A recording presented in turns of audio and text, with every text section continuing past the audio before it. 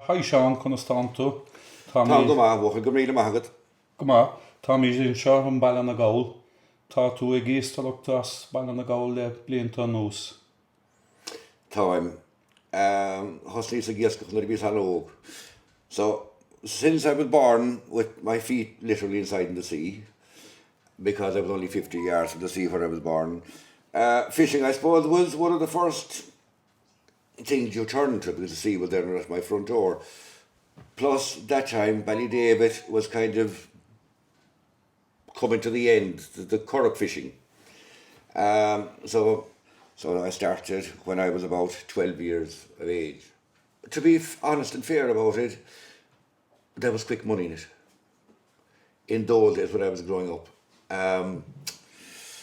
You could, with 30 pots that time, at lobsters, selling to Dowd inside. Dowd was the main buyer inside Tralee at that time. You could come out with maybe 12 or 14 quid at the age of 13. My father was earning £7.14 and 9pence, I remember, at that stage, and I was doubling his wages as a summer occupation. He was working 5.5 days a week with Kerry County Council. So, Things have changed an awful lot over the years. You've seen a lot of changes, I'd imagine. the biggest change, I suppose, we progressed. Then I got my first little boat from Ryan's daughter. I got two curraghs, as a matter of fact, by mistake, the ones that were in the film. So that's why I was fishing on my own. And then I progressed from there and bought a lanch, went to England, came back after the deposit, £500 I remember to save. Came back, bought a lanch with a 28 footer. 2 years afterwards, then I bought another boat for 74,000. Well, it was a deposit of 8,000. That was 1977, 78 or something like that. But there was boom times. Salmon fishing started, and money was like confetti. That went on for about 12 or 14 years, and there was a total ban in 2006 on the salmon fishing. Maria School would have closed, except for the fishing. All the lads who went at the fishing that time kept Maria School.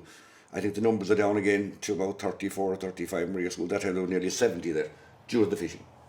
Of course, there were the years when the salmon literally failed or they didn't show up or whatever it was, so you suffered then. But the year after, there might be flourish again, plenty of them there.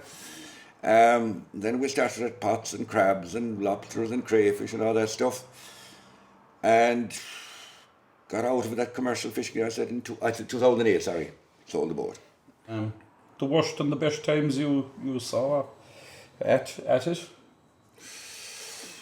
I suppose the best times, money-wise, was the salmon fishing, except that you had no sleep for the 5 days. You landed at 11 o'clock at night and you were going to sea again at 12:30, and you landed at 11 o'clock the following night again. That was literally, you had matchsticks trying to keep your eyes open. There were tough times. We were out in all types of bad weather and so on and so forth. Of course, the worse the weather was, the better for you to catch the salmon, because they rose to the surface. I suppose there were tough times. Plus, the kids were very young in those days, and literally, you didn't see them for the 3 or 4 months that time. And next thing, they were gone off and gone to school or whatever it was, and gone to college. So they were tough. The lads worked very hard at that fishing. Yeah. A lot of danger as well. They said the water is no man's land, that things can change out there. Yeah, no, to be honest with you, we were very lucky down here with the amount of chances we took, but there was always a boat within a mile of you. There was always a boat. Yeah, you had company. And we were always in contact with each other anyway, and many of the time fell got into danger, but thanks be to God, there was nobody. We no casualties anyway, and fellas fell out of boats and stuff like that, but they were picked back up again. And the funny thing about it is, we had no tragedy. And I don't think any of the fishermen went out that could swim.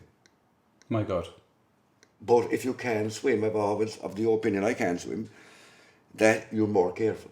No, but things have changed drastically, like the salmon fishing. Most of the boats then were sold. From 40 boats, we're down to 5. My God. From 200 men going down the pier, you're down to about 12. Yeah. So it's a massive change. The future, neither. What's this? I honestly, neither. Tá sé deacair a howlú. I can't see where the fish are going to come from. to sustain this livelihood. I mean, if take the young fellas now over there, if they want to start fishing tomorrow morning, get a 40-foot boat, a new boat, and then gear it up, pots, license, the whole lot, you need $1 million. That's a massive investment. It's a massive investment for the chance you're taking, so you need $1 million. Plus, the fact of the matter is the government couldn't give two hoots about you. They never had any mass in the fishing. And because the fishermen have no lobby. There's only 5,500 commercial fishermen around the coast. Even when we wanted to do everything right, when we wanted to have pot limits and so on, the government just walked away from us. It's Department of Agriculture, Food and the Mother Ian, but like I'm from the farming side of it, but it would seem that the fishermen were sold out completely back maybe 20 years ago when all these quotas were. Well, the 1st January 1973, we joined the EEC.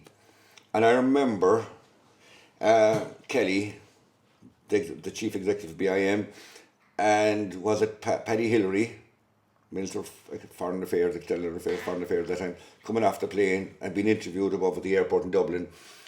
And your man said, anyway, the minister said, farmers got a good deal. And somebody asked, how about the fishermen? And he turned around and said, but there's so much fish in the sea here, we'd never catch them in 10 lifetimes.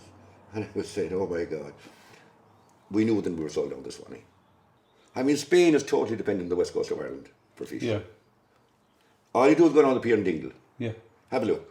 Yeah. This morning, 2 big Spanish boats landing. Yeah. We saw trucks inside. Those trucks will carry 500 boxes. I don't know how many trucks were there, 500 boxes each on the way to Spain. The only people getting a bit of money is the harbour board or the harbour dues. The French are allowed into 6 miles off here. 6 miles off. Yeah.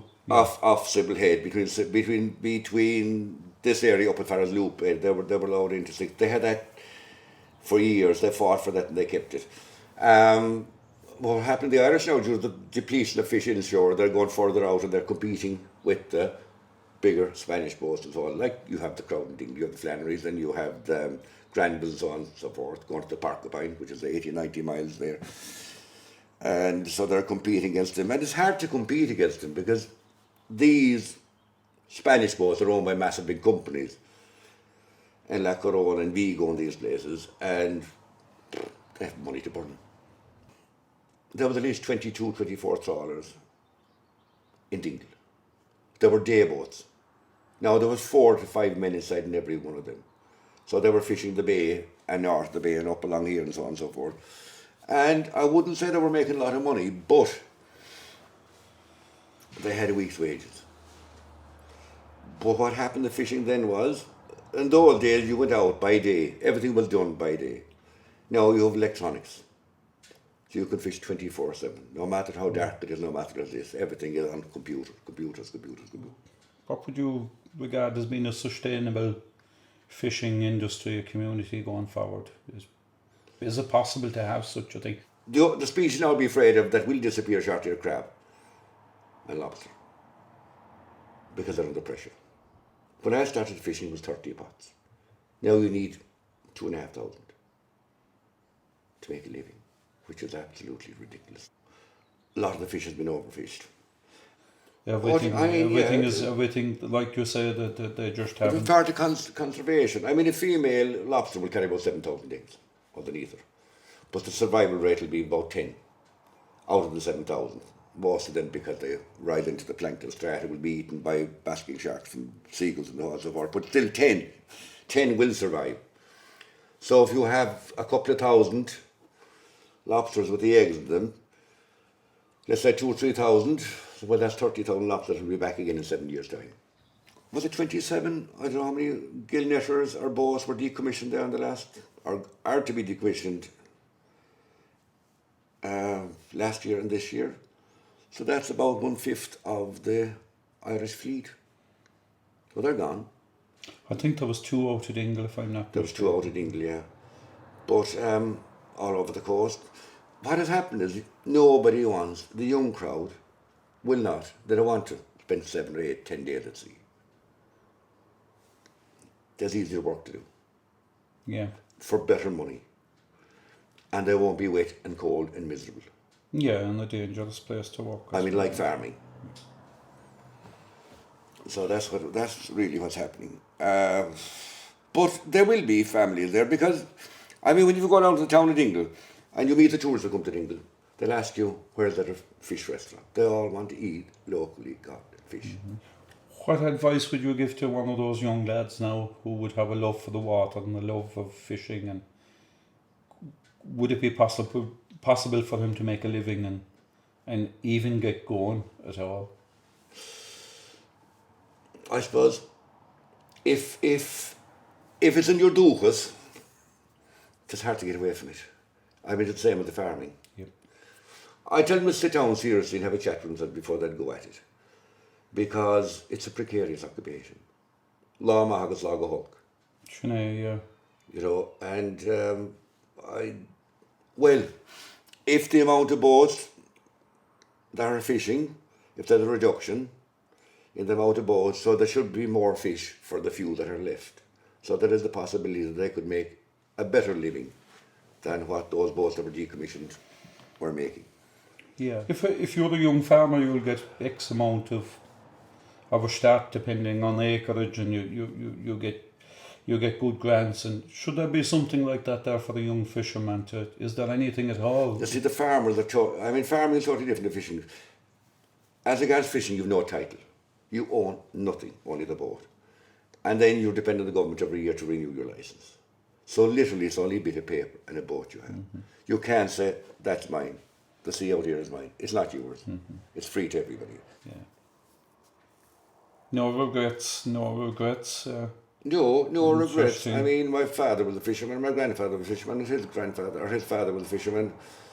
And they say the call of the sea is wild, it's a wild call, it's a stern call, and we'll learn to go to school along on some boat. Sea Fever by John Mansfield or some fellow who wrote it. And if it does call you, there's nothing you can do about it. You can't turn your back to it. That's it. Yeah. Anava. All right, I'm a Thank you. Na fáilte rót.